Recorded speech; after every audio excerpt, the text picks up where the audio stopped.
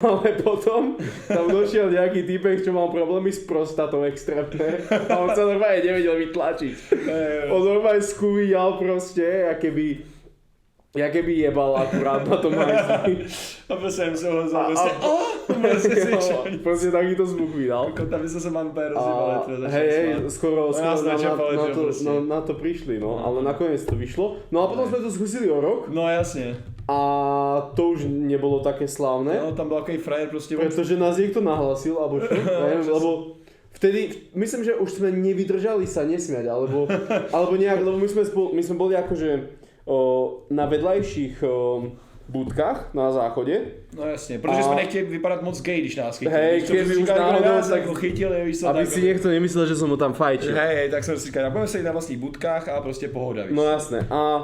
A išlo o to, že my sme raz mali pocit, že niekto vyšiel, ale on asi ešte nevyšiel a my sme sa potom medzi sebou rozprávali, lebo my sme vonku nevideli. Jasne. No a on to asi počul, nahlasil nás a potom došla taká žena, študentka, že no musíte ísť von, tak sme to zahrali na to. Že proste zjedli sme hamburger, strašne mi je zle. Strašne som sa dosral na tom hajzli. 2 hodiny som tam sedel. No, a pak